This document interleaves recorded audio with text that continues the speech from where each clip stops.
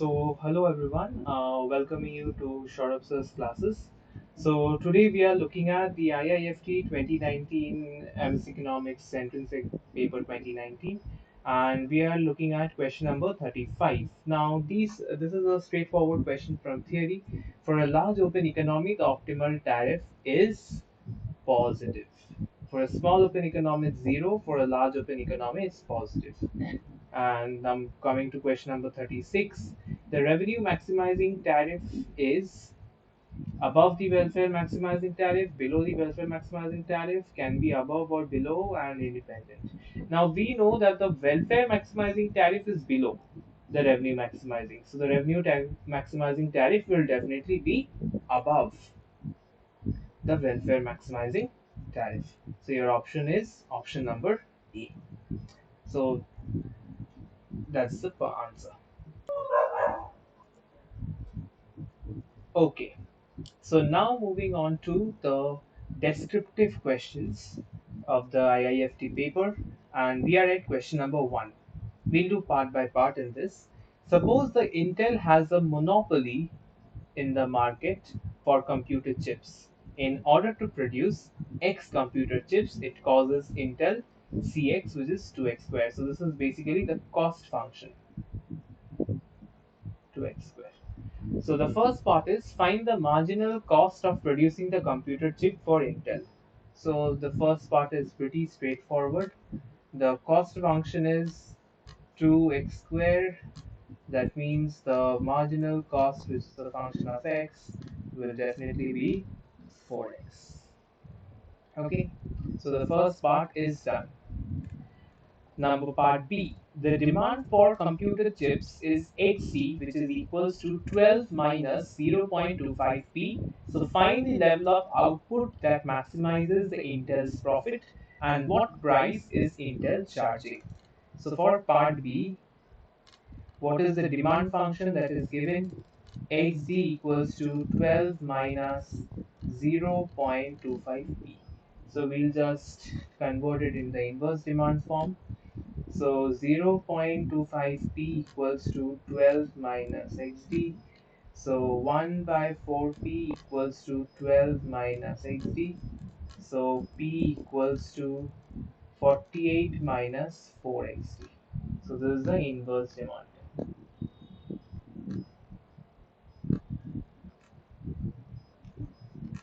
So now comes the profit equation. So the profit will be a function of x is equals to price, which over here is a function of x, into x is the revenue minus the cost, right? So pi of x will be basically 48 minus 4x multiplied by x minus 2x squared. And what do? We maximize the profit function with respect to x and set it equals to 0. So we get 48 minus 8x minus 2x is equals to minus 4x is equals to 0. That means 48 equals to 12x. So x star is equals to 4. And if you plug it in the inverse demand function, then what is p star? It is 48 minus 4 into 4, which is 16. So that comes out to 32. So this is the optimal quantity produced by Intel, which is a monopolist in this case, and this is the price that Intel will be charging for its product. So x star equals to 4 and p star equals to 32. So this is the second part of the question, where we are told to find the quantity and the price. What level of output would maximize the total surplus in the computer chip market? Okay, so for understanding part C, let us have a brief diagrammatic representation so that we can have a recap of what exactly is happening in the case of a monopolist. So if we can just plot it out, a rough diagram will be working fine. The marginal cost curve is a straight line through the origin.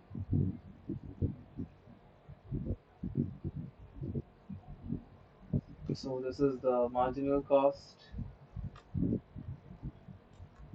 The demand is over here. Corresponding to that, you'll have the marginal revenue curve, which is over here. Um, yeah, let me just draw it a little bit better.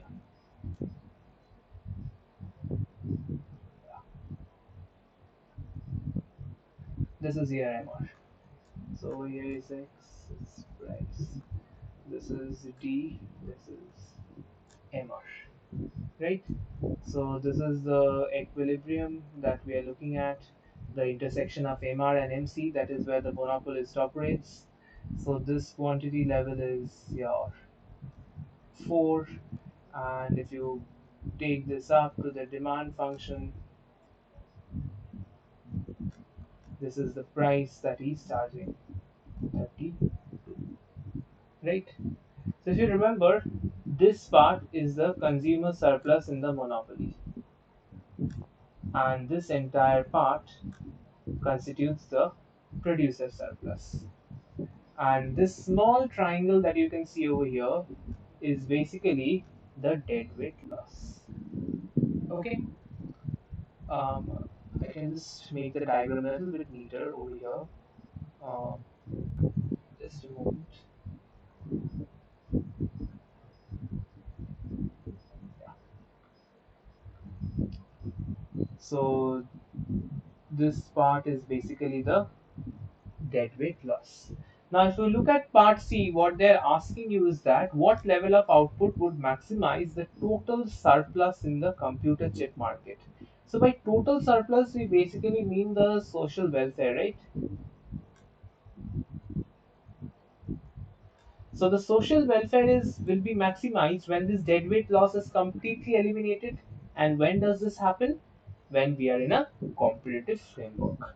That means for social maximum, we should have the demand price equals to marginal cost. We should have the comparative price and output operating. That means this is what should happen. The equilibrium should now shift from, let's say, I denote this equilibrium by EM, the monopoly equilibrium. We should have EC.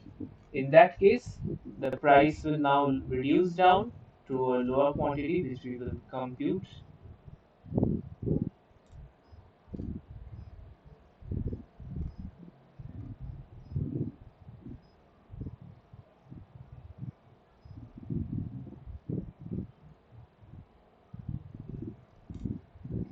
Just a moment, the diagram is not becoming clear.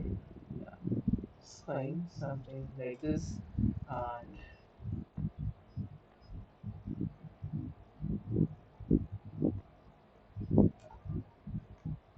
so this is what should we have. Therefore, at for social, for maximizing social welfare, for competitive out, we should have the competitive output. So how do we calculate it? Is basically price equals to marginal cost.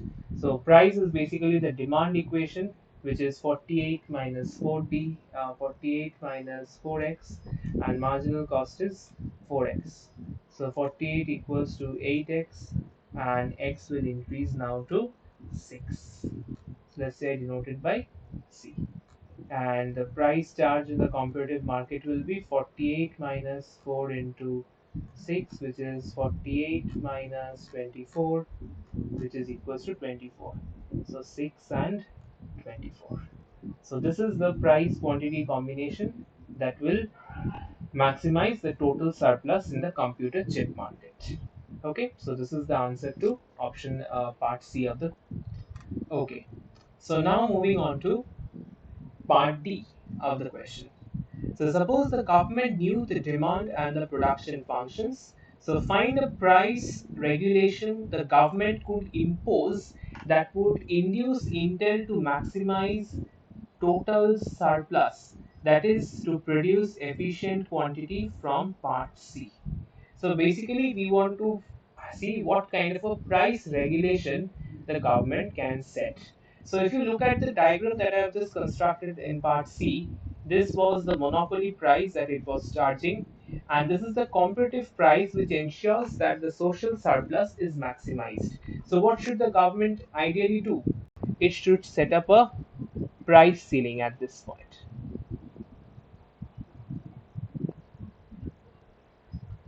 So that will ensure that the price doesn't go up beyond 24. Because remember one thing, that if the monopoly is left unregulated by the government, then it will have the profit maximizing price as 32. Whereas we are seeing that the welfare maximizing price is 24. So if you are restricting this price to only go up to 24, then 32 can't be reached. So therefore, the monopolist will be bound to abide by this price ceiling, and it will be stuck at 24. So the option to part D would be price ceiling at P equals to 24. That's the answer to part D. So let me just write it down.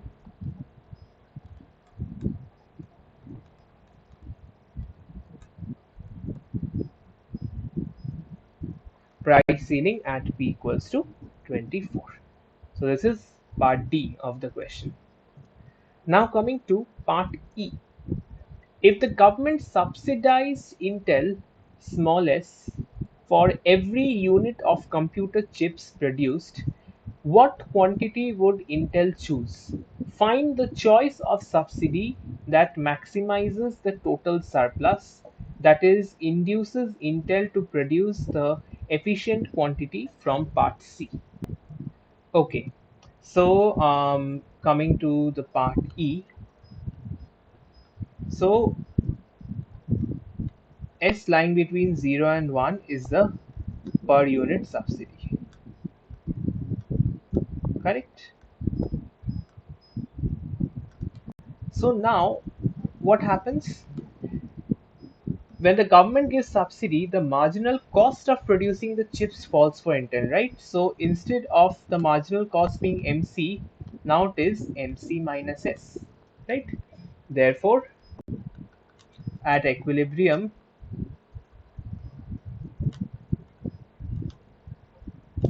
post subsidy, what are we going to get? MR, we will equate MR equals to MC minus S.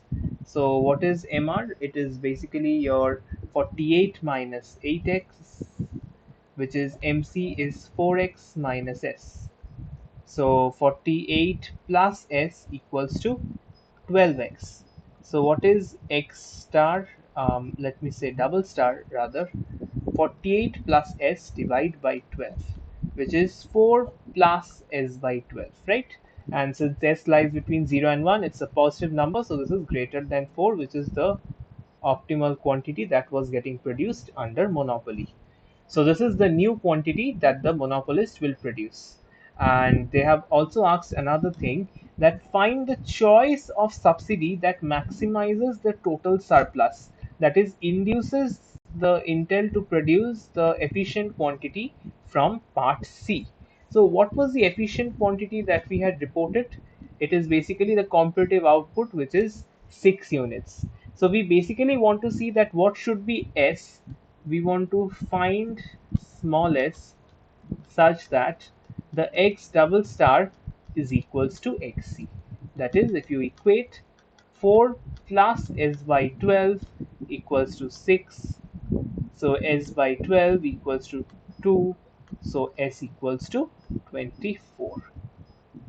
So this is the per unit subsidy that will ensure that the Intel is producing the optimal social welfare optimal level of output. So that is your part E of the question. And finally, coming to the last part, which is part F, both the price regulation from part D and the subsidy policy from part E maximizes the total surplus. Is there any reason that someone might prefer one policy over the other? Okay, take a look at this diagram for instance. When the government is setting a price regulation, that price should be fixed at P bar equals to PC, which is 24, then the government is basically doing this with an intention of eliminating the deadweight loss completely, right? So if you understand this, that government regulation is basically targeted to have the maximum possible welfare by eliminating the deadweight loss. Correct? So this is what is happening.